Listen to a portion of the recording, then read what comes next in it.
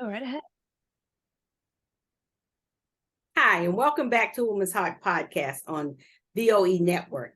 I'm your host, Edna Howard, founder of Voices of Encouragement. It's an organization designed to empower women.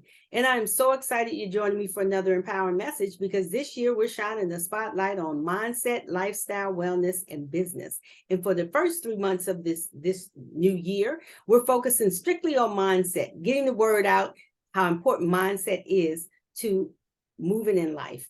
And I specialize in helping women find and claim their personal power, providing educational products, training, mentoring, empowerment workshops, and networking events for women all over the world. And today I'm honored and privileged to have on the show with us Ms. Kemi Reyes. Kemi is a self-talk strategist and confidence coach, and she is most passionate about helping others tap into their full potential. We have that in common. And her dynamic and no-nonsense approach reflects her unique culture and global upbringing. She firmly believes in leveraging and personalizing the self-talk approach to secure lifelong goals and generate real change. She has dedicated her life to encouraging others to rise to their true greatness using all of her God-given gifts, experiences, and expertise. She supports her clients through I Am Academy, a community that provides consistent accountability for eager and determined creative minds. Kemi is a woman of faith, a coach, an amazing business owner. Welcome to the show today, Kemi. Thank you. That was so nice. I was like, wow, that's a cool person. That's you. That's We're so so funny. excited to have you on the show today. I'm so excited. Thank you. I'm so excited to be here. And I also have to offer this amazing moment of appreciation for you because I feel like I've known you almost my whole life. I pretty much How old have. were you? Yeah, I Pretty think you much. have. When you were I little. know. I'm like, that's actually Yes. accurate.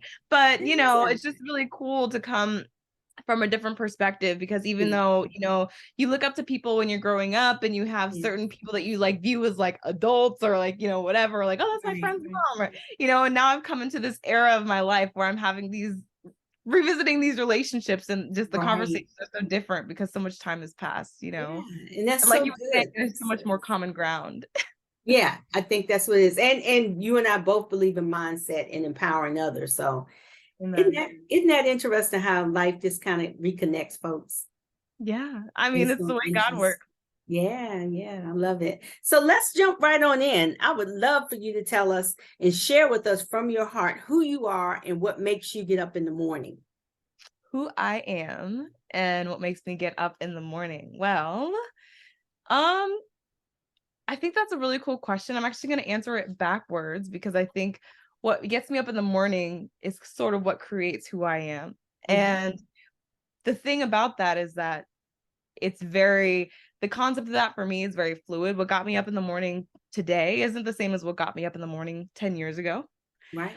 But all that being said, I know that I have this inherent purpose that's been planted in my heart since I was very young. Mhm. Um, and I really can't tell you where that started. I know my parents definitely had something big to do with that and the way Mhm. that they raised me, which Right. I was very blessed and fortunate for them. But ultimately, I think if we were going to ask in the context of today, right this moment, I think there's Mhm. so many things that I've experienced, especially in the last year, that Mhm. have just transformed my mindset and my understanding of even the word intention and what it means to have purpose. Mhm. Um, I actually read a really cool book. I don't know if you're familiar with The Purpose Driven Life by Mhm. Yes. I think Rick it's Rick Warren. Warren. Mhm. And I mean, I remember reading that book and my mind was blown because I hadn't been introduced to I had been around a lot of sort of lukewarm people at that time. Mhm. And I'm Mhm. not just speaking in terms of faith, also just in Right. general, Right. Right. And I think that book was so radical in that it literally turns everything. It says, what if you just forget about the fact that you're here temporarily and start thinking about eternally? you Right. know Mhm. so that was sort of like the deeper understanding I started to grow and up to now. I think that my reason for waking up in the morning is really just to make sure that I'm pushing forward that purpose of impact, and I Right. always want to be able to empower others. I come from a background of mental health. I had a lot of struggles with depression and suicidal thoughts, especially during quarantine. Yeah. So my perspective is helping people that are either in that situation or rising out of that situation to be able to know that they can turn their lives around, and they can look in the mirror in a year and know that it's going to be completely different. Awesome. That was so good. Thank you for that answer. So why don't you tell us a little bit about your journey and who and what has helped shape you into becoming this woman and small business owner you are today? Yes, yes. Mhm. I love that. I love to think on that sometimes too. Like, where did this come from? How am I like Mhm. this? And I get on here. to be honest with you, well, to be honest with you, I think a lot of it got started in the Girl Scouts when I was younger, and going through, So, and I always say, like, Girl Scouts wasn't really a big rock for me at the time, but I think it was one of the most consistent things I did all through my childhood. I right, never, right. I stopped doing dance. I didn't really stick with martial arts that much, because my Mhm. parents were the type to have us in activities, which I think is Right, really, but Girl Scouts was that one activity that I just right. had a lot of longevity with. I started as a daisy. I Mhm. think I only skipped one level. I didn't do like junior or something Were one you in time, or my troop? brownie. What? Because it was Troop 8, and I know Okay. I Yeah, was I was see, now I'm dating myself. I'm like, wait but a we were minute, but we were you were working in with my different troop. age ranges. I was with the older You were the girls, cadet. and you Yeah. were working with a lot of the younger ones. Yeah. Yes, yes. Yeah. Because So Jade's right behind you. Yeah, it's funny. exactly, Oh, that's exactly. So, and hilarious. and I remember feeling like I was a little bit of a mentor to Jade, actually, because Yeah. she would come up and she'd be like, I was like, oh my gosh, this girl is so beautiful. Like, every single time I saw her, I would be like, my gosh, like, how does she just walk around like Oh, looking that's this funny. flawless all the That's a little time? girl. She still Yeah, kind of moves in that space. She does. She's so funny. I love it. she's a beautiful woman. I actually have not talked to her like one on one lately, Yeah. but she's beautiful. So I would Well, need, thank now you. I you're would let jogging her my know. memory. I let her know I chatted with you and we had a Yes, please. podcast together. Be awesome. Oh man, that would be amazing. Yeah. Yes, yes. So with that said, Kimmy, knowing that you've been shaped a certain way, your mom and your dad, and just how you grew up, that part of your life, allowing you to kind of travel the world. How does that affect your journey? I mean, traveling the world and being kind of immersed in different cultures and that type of thing. How did that affect you? Yes. Oh my gosh, a lot. And I recognize that the older I get, the more appreciative I am of my upbringing. I think Yeah. it's so easy to say, oh, well, in my childhood, this happened and this happened. Right, And right, there are real childhood traumas. I right, right. I acknowledge that. Mm-hmm. I also feel like there was a time where I was like complaining about certain things in my Right. childhood, Mm-hmm. where now that I have the reflection, and I have also been, not that you should compare, but I've also heard other people's experiences, and I Right. think I'm like, you know what, my childhood was actually pretty on point. Like, I was in a Right, good. right. You start to think about it. Yeah. Yeah, and I'm really Mhm. grateful for it, because Right. it shaped my world mentality, or my world perspective. Yeah. My dad actually, because he worked for United, we Mm-hmm. used to go traveling to a different country every single year. So I Good remember, blessing. actually, I just uncovered some photos from our trip to Singapore. Mm-hmm. We've been to Hong Kong. My Mm-hmm. dad is originally from Nigeria, so we've Mm-hmm. been there a few times. We've been to different places Awesome. across the country, Hawaii. I mean, there's like a long list of like places I've been able to travel. And I think traveling is super important, Mm-hmm. especially when it comes to being able to appreciate where you are, Right. Mm-hmm. especially if you live like we had a conversation earlier about, Loudoun County being like the richest, company, help me Lord, thinking of business terms, the Mm-hmm. richest, county, County. Yeah. one of the Yeah. richest in the nation, and a perspective that I really love about travel is you just get to see how other people live. Not that Mm-hmm. there's anything better or worse per Right. se, or it's just different. Yeah. And I love it that. allows you to sort of just like, you sit back and you're like, okay, so there's other people that live so differently from the way Yeah. I do. And Yeah. it allows you to just broaden your scope about Mm-hmm. like what's possible, what's available. And I think it's something necessary that every person should experience at some That's point. awesome. So it Everybody. definitely broadens your perspective. So what keeps you motivated and focused to continue to elevate the work that you're doing in the world? Tell us a little bit about the I Am Academy, and Oh how yeah. did you get involved, or how did you even get started? Yeah. So I Am Academy, it stands for I Affirm Myself Academy. Hmm. And I actually got started with I Am Academy about a year ago. Hmm. Believe it or not, I was nothing like the person you're seeing on the screen right now. I Hmm. was super depressed, super Hmm. down. Hmm. Prior to around this time frame last year, beginning of last year, I had just come out of quarantine. Hmm. And during that time, as a lot of people had a common experience with this, Hmm. I was one of the people that had the isolated experience that got super depressed and kind of Right. just watched TV shows and ate Yeah. chips all day. That was my Hmm. COVID experience. Yeah. Um, so Right. coming out of that, especially with me being an extrovert, Hmm. it wasn't really conducive to the way that I needed to be in Right. thriving. I've always known for a long time that I need to be around people, even times like now where I'm enjoying my solitude. I'm very happy Hmm. growing Hmm. spiritually and in my faith, and I have a really close relationship with God. But Hmm. I still need, like, man was not meant to live on an island, right? Like I still Right. need to have this social You want to interaction. interact with folks, yes. Exactly. So that kind of did a number to me. My self-esteem ended up being Hmm. in the dumps, and I kind of gravitated towards or attracted this relationship into my life that wasn't the healthiest. Hmm. Um, on top of me, kind of stepping into a sort of stepmom role before I was really ready to, Right. um, I ended up experiencing domestic violence, Hmm. and Hmm. um, to me, it was one of those things. You know how people always have those mindsets, like, "Oh, it could never happen to me." Oh, Right. Because you never know. Yeah. you really don't. And I think the biggest lesson in terms of relationships for me was that everybody has, because I had never been in a long-term relationship before that. And I Hmm. discovered that everybody sort of has this spokesperson that they kind of present. And Hmm. even in friendships, it's not even just like romantic Right. relationships, just Right. friendships, because you have that spokesperson. You want to impress the other person for a while. Right. You want to Hmm. make sure that you're making the right moves to keep them around, especially if you really like them. And, Right. time Right. goes It's on. that mask that you put on.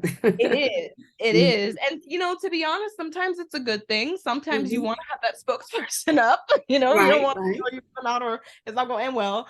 But, Exactly. the problem for me was that I didn't really, in the context of this relationship, was that I didn't stick around long enough to see that spokesperson come out before I committed to a marriage with them. Right. So Right. what ended up happening was, once the spokesperson was let down, I started seeing, and something's created when you lock into a relationship and you have that, Hmm. like, firm belief that that person is never going to leave. It's like Right. something happens, like everybody just kind of gets comfortable, and then it's like, Hmm. Yeah. whoa, like, where did that come from? Right. Right. So Right. that's kind of what happened. And I ended up needing to step away from that environment because it wasn't Hmm. physically sound for me at the time. Right. But God was so faithful, and he is Hmm. faithful. Hmm.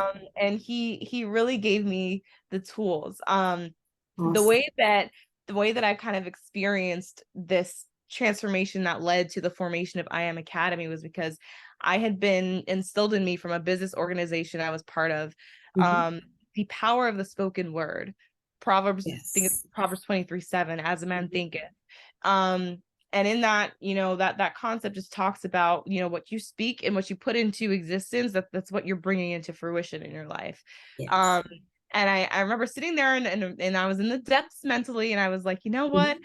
I have to take ownership over this because I did make certain decisions. I had people telling me not to get in that relationship, but though, by the way, But you're I did. not gonna listen to them when they tell you that, because you're gonna do what you feel like is in your heart. They don't people say it, Exactly. they say it, and you're like, oh, okay. And then at some level you want to prove them wrong. It's like, oh, I want to prove them wrong. And he was the first guy to ever whip out a ring.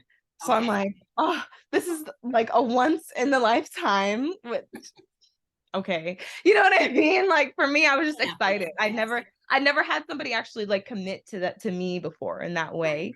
And so I but I had to recognize that I had made regardless of how that situation panned out, I had made certain decisions in my life against what my mentors at the time and what God had said to Right. get me into that situation. And Mhm. I had to take ownership, and I was like, you know what? If I did that, I can probably do the reverse and take action steps Right. and do Yes. things that are going to get me out of the situation, but Right. it's somewhere I actually want to be instead of somewhere I don't want to be. And so that's when I remembered the power of the spoken word. Okay, so maybe I'll just say some affirmations. You know, at the time I was overweight.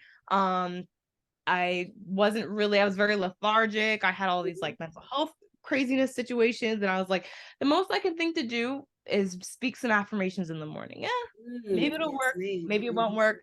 I don't, Right. at that point, I didn't have anything to lose. I had lost my business at the time.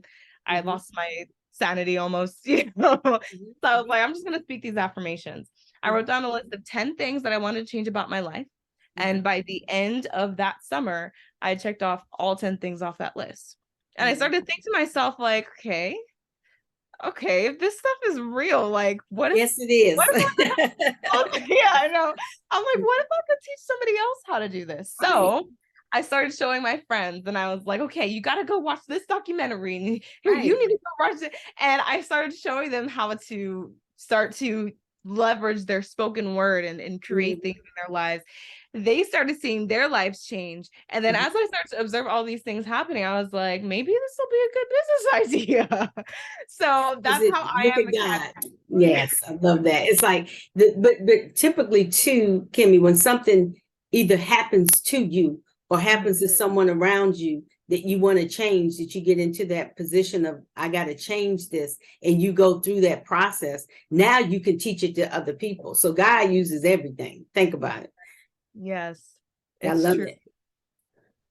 Thank you. So good. So thank you for sharing that. Yes. And you've come into your season of prosperity and movement into just helping other people. Right. And that's a blessing. You can drop that on anybody and just know that they're going to be blessed. So you're blessed to be a blessing. Thank you. Love Thank that. you. Thanks. So, what is your biggest risk you've taken to grow your self talk strategist and confidence coaching practice? The biggest The biggest risk you've taken to do oh, the that? biggest risk. Okay, that's the Mhm, word. mhm. Oh my goodness. Whew, that is a good question. I could come at that from a couple different angles. Okay. Um, I think the biggest risk that comes to mind first is the Mhm. risk of not caring what other people think. Oh, girl. Um, I That's the number one I list right there. That's on the I list. struggled with that my whole life, even like I don't know, like I've even Oh. had moments where like I don't care. I'm like, okay, I'm not gonna hear what people think, and I'll step into the moment, and I'm like, oh my gosh, what's everyone thinking? You try to go in there without that and say, you know what? I don't care what people think. But then all of a sudden, when you get there, then your mind starts to say all of this stuff to you, right? It's Yeah. thought management. Yeah, you got to manage It's your thought thoughts. management. I think there's also an element of your environment and what voices you're listening to, Oh, because yes, for sure. I used to take advice from some of the wrong people that did not have fruit on the tree, Mhm. and I would take their advice and of course like crash and burn. But when I started when I Say started crash and burn. actually yeah, I mean literally sometimes. But like I would actually like start to take a look at the person who's giving me an advice or mentorship, whatever you want to call it, and I'd be like, okay, like what has this person created in their life? Do they have the results in their life that I'm looking for? Because Right. ultimately, like if we're both in the same boat, you know, like and you're trying to tell me what to do, like then we're just like trade. It's one thing to like trade ideas with like an associate. That's cool too. I've done that with Right. friends, but like Yeah. there have also been scenarios where it's like somebody that doesn't even have like any zero credibility, but they're also not even where they want to be in life, and they're Mhm. trying to tell me what to do, and I'm like, Right. how like why don't you like let's both go find somebody that knows what they're doing, and then we'll Right. If you said you try to tell me. Now, I listened to a podcast by Brene Brown last night, and she was okay. talking about specifics to being in the arena. She said, I do not, she said, I will put a chair in the arena for those people who show up to say, like to speak negativity to our life, because she's like, you're in the arena So I'm not going to, but she doesn't listen to those people. She put a chair there, but she's not going to listen to them, because the people in the arena that aren't really doing anything, you don't want to listen to them. Mm-hmm. You want to listen to the people Yeah. who are doing something, that are on the same path as you are. And so that thing, being in the arena, keeps coming up each time. And I talk to my coaching clients about that as well. Just being in the arena. If you're in the arena, you need to decide whether you're going to play big or play small. But don't listen to somebody who's not doing anything at all, because all they're doing is complaining and talking about your stuff, because they're not doing anything. Exactly. Yeah. Exactly. And it all goes back to caring about what people think. So yeah, I think there is a valid piece of that. Like I do want to earn the respect from certain people that are where I want to be, or are doing the things that I want to do. That's a little bit different. But in terms of like putting myself out there, in terms of creating content, in terms of, just posting authentically and being myself, whether it's on social media or whether it's in person. I went to an event. I've been tapping into Facebook groups to get more social. I think everybody's craving the in-person events now, because the last couple of years. So I've been plugging into a lot of that, and I went to an event, and I was just so excited to like be around a lot of people like, my age and connect, and I felt like a little social butterfly, like hopping around like, hey, like I get to see people, right? and it might have been overwhelming for some people. Like, I'm not some people's speed. I can feel it sometimes. I'm like, okay, let me just, I'm an empath, I discovered this year. So I can kind of gauge when someone's like, all right, she's coming in hot. And I'm like, all right. I don't tone myself down for people, but I like to match people's energy. Like if I am a little bit too with the moment, mirror. I'll okay, let's chill then. What you about? Right. And it's a good place to be able to do that too, Kemi, because that's like being a chameleon, right? When you can match people's energy and mirror where they are, you meet them where they are. Yeah, you meet them there. So I love that. So how do you keep this positive mindset and push through adversity in your life and in business? Because you've had some struggles in your life where you've overcome. So I consider you an overcomer, because you've overcome a multitude of things in this COVID space, and post-COVID. Now you're out of that, and you created this amazing business to help other people. How do you stay positive? What are some of the things you do to keep that positive mindset? Wow. First of all, I'm mind blown, because the word overcome came to me earlier today. I don't know what I was doing. I was doing work. I was just working, and I had the word. Sometimes I call it Holy Spirit downloads. When you're sitting there and you're just I'm gonna share that with other people. So I'm gonna take that and leverage that. Okay. Amen. Please do. Take it away. Because, and write that down. Everybody has different words for it. Somebody said it was like a source download. Someone said it was like, their higher self, whatever you want to call it. I am so grateful for the moments where I'll just be like literally sitting there. I do meditate legitimately. Like I will sit there, turn off. I'm like, I don't want to look at a screen right now. I just want to like let my brain, like there are times I can quiet my mind. And if my mind isn't being quiet, then I just listen. And usually that's where the spirit speaks, So, for me earlier, I was working and I heard just the word overcome. So it's really crazy that you just like said that. Like I was like, anyway, yeah, my gosh, there's a song lyric I had in one of my songs from college that I wrote, and it's called Change. It said, every day is sunny since I've made it through the rain. Wow. I think that is like the perfect description of how I feel for like this season in my life, because I started learning lessons about gratitude when I took an internship in California. And my boss, it was for a really cool company, did like private retreats and stuff. And my boss at the time, she gifted me as like my, new, employee, whatever notebook. She gifted me a gratitude journal. And like the directions at the front were like, okay, on one side, write everything that you're grateful for right now, in the now.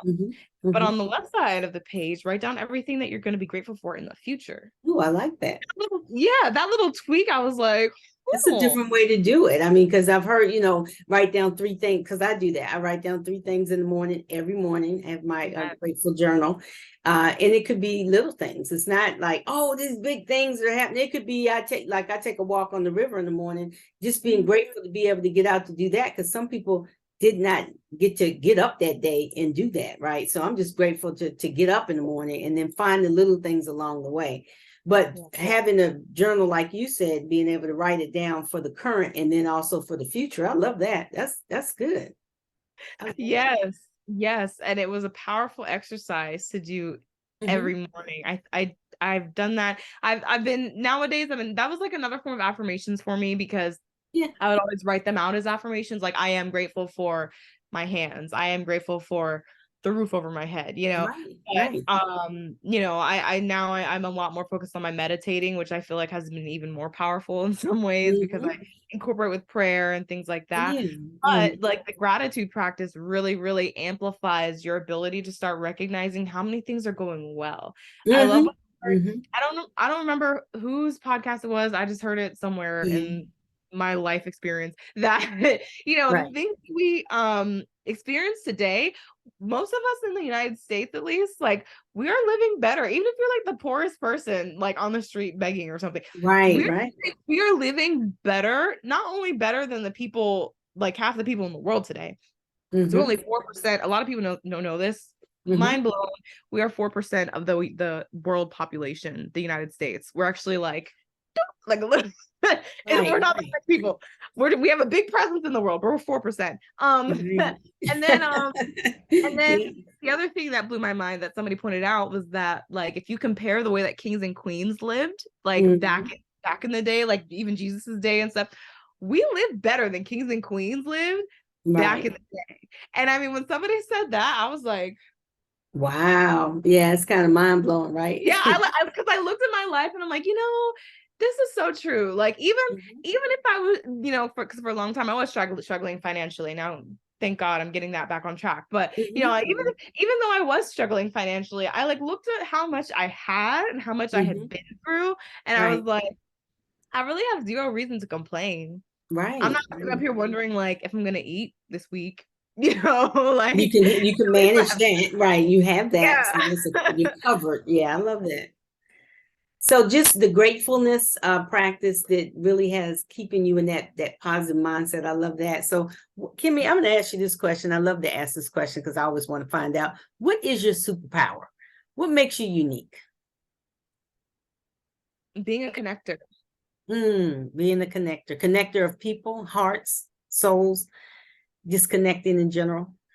Yeah. And I only say that because my friend actually called me that the other day. She was like, Kemi, you're a master connector. And I was like, because I actually was reading a book. I actually Mhm. have it over here. It's called The Go Giver by what's this guy's name? Oh, it's two people, Bob Berg and John David Mann. Very Right, good right. book. Mhm. And basically it's all about the mindset of um how people think wealth, is something that you gotta like accumulate and be greedy about. And you're like, Right. people think of like business sometimes, people's mindset around business tends to be like a very greedy understanding of it. Mhm. Whereas this book kind of introduces the idea of business from a giving standpoint, where the more that you give freely without expecting anything in return, that's how you actually accumulate wealth. That's true. And That's true. not just in terms of finances, like every sense of the word. Your life, how you live. It reminds me of the book Think and Grow Rich by Napoleon Hill. If you Mhm. have you read that book, Kimmy? Um, I've read majority of it. I think Yeah, that there is like maybe like a couple chapters I didn't read at the yeah, end, yeah. I just but feel like it's about how you live your life. It's not so much about how to accumulate money, because it's very misleading. The title is. It's like, how are exactly. you living your life? How are you impacting the world? So just Exactly. Exactly. So I love that your unique superpower is being a connector. I like that. So what's one piece of advice you can give to someone who may want to take the leap of faith and become a business owner and coach? Yes. Oh, that's a good question. Well, if you want to become a business owner, I'll start with that.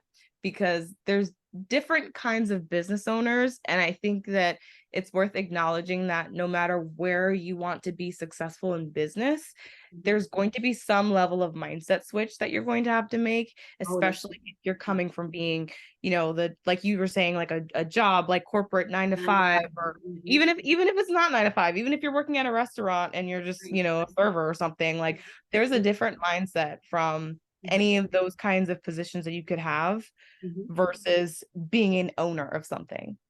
right. The owner of the restaurant walks in and you know who it is. Mhm, You have the employee at the end of the night that's like, all right,